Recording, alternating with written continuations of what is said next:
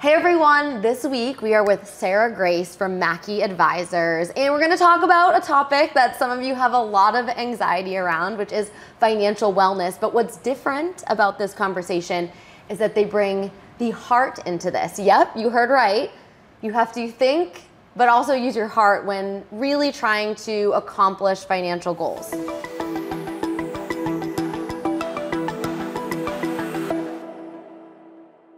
So Sarah, financial wellness, you guys take a really different approach to this, or different than I've heard from most financial oriented people.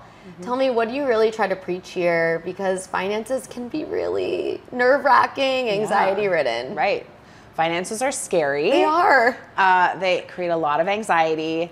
And I think we've been around for 40 years, really in our current iteration, and for about 20, 25. And our current iteration happened because we were telling people what to do to make all their dreams come true, right? To make things work. And they'd come back and they wouldn't have done any of it, right? And that's what CPAs and lawyers and financial planners, that's what we all do. We're all like, okay, this is your problem. You can go fix it with this. And then it's a 50-50 shot, whether somebody does it or not. And so our founder, Mackey of Mackey Advisors, who's also my mother. And you love her very much. I love her so much. Very proud of her. I do. Shout out to mom. Yes. Hi, Mom. So she went on this journey to be like, why do these people come and ask for my advice? I give it, and then nothing changes. And what she found over that journey was that we aren't speaking to people's hearts. We're speaking to people's heads. When we connect with your heart around your financial life, that's when things begin to change. Okay, so, and I was coming in here thinking, okay, she's gonna give me some general tips, but you can't do that. This is really on a case-by-case basis. Why is that so important? Why can't you just give 3 general things that people should definitely think about? Yeah, we don't get interviewed much on news because we always say, it depends. Right. Because everybody is a unique little snowflake.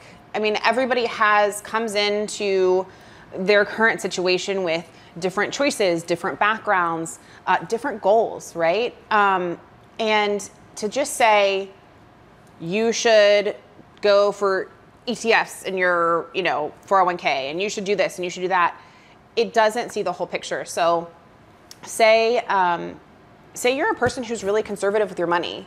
Well, if I put you in an aggressive portfolio just to get you returns, and we have a bad year in the market, I'm not honoring who you are and what security means to you, right? So because I might be losing my mind. Because you might be losing your mind, even though the market's gonna correct, it's gonna go, even though we know all these things, you're gonna have a really hard time seeing your portfolio go down and I can tell you as much as I want, oh, it'll be okay, right? But if I haven't taken the time to understand you, understand your fears, your wants, your beliefs, your feelings, I'm not doing what's right for you. So yes, there are general rules of thumb, like save early and save often. That's the best one I can give. But other than that, it depends on every person, couple, and family's goals. Is there one thing that you hear constantly that people are like, I want this, how do I plan for it? Is it retirement? Do people even think that way anymore? Or is it the lake house? Is it the summer house? It is financial independence. So instead of retirement, because I think in our minds, retirement is 65 and I just sit on my couch, right? Yeah, why do we think that? And that's and I think most people are trying to seek out work that they find joy in. So it's well, I don't necessarily want to give that part of my life up, but it is financial independence. And that means that I could work, I could not work, I could do something in between. And so I think actually what most people are seeking, and it takes many actual physical forms, is just freedom. Okay. So they're seeking freedom. At Mackey and the Prosperity People, we talk about the 3 freedoms. So time freedom, mind freedom, and money freedom.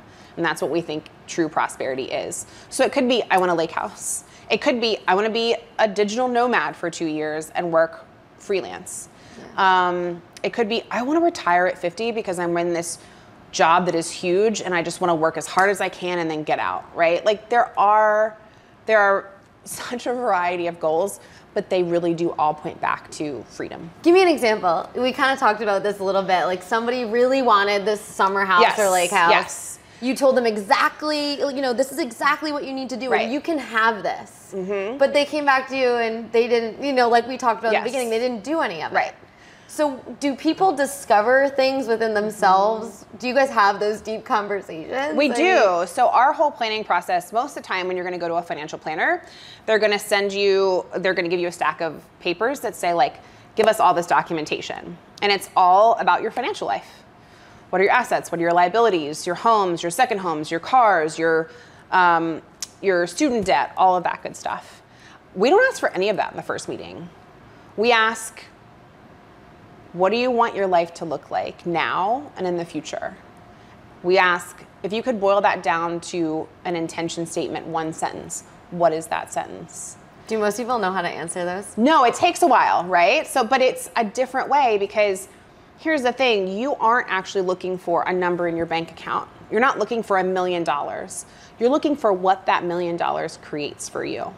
And so like the example we were talking about, the lake house, somebody came in, worked in a really large Fortune 500 company, was really high level, knew they only wanted to stay in for about 3 or 4 more years. But they really wanted this one lake house. They knew how much it was going to cost, and they just wanted it. And so we model the plan in the room. So we put the approximate cost in, put in some of the care numbers and all that good stuff, and we ran the plan, and the plan failed. And so our planner was like, okay, well, buying this with everything else isn't going to work for your plan. And so he just decided to add 3-4 more years of working. And the plan became highly successful again. Yeah. But that person in the room just had an immediate no. And that's what we're trying to find, because if I create your plan for you, it's my plan. If you create your plan for you, it's your plan, and you're much more likely to act on it. Yeah. And I think you bring up an interesting point. Most of us do not need $1 million to be happy, or don't need $1 million plan. We just want to figure out what it is that will fulfill your life, right? Yes, we talk about enoughness. We found like that point of enoughness. Because especially in our society, it's just more. It's keeping up with the Joneses. It's the next best, greatest thing. If we can get really clear on how we want to show up every day, our enoughness point comes. Yeah. And that's where we can find a way to build a plan that works and feels good and maybe doesn't hit every single thing you've ever wanted in your life, but probably will hit some of those points. Is there a right or wrong way to do this? Like, do you have, everyone says you have to have a house, it's your retirement, you have to invest. Like, is that really true? Is there always a right and wrong way to go to do things? We don't believe in right and wrong here. We believe in only choice. But I will say there are some very simple things that you should do. You should save early. The earlier you save, the less you have to save.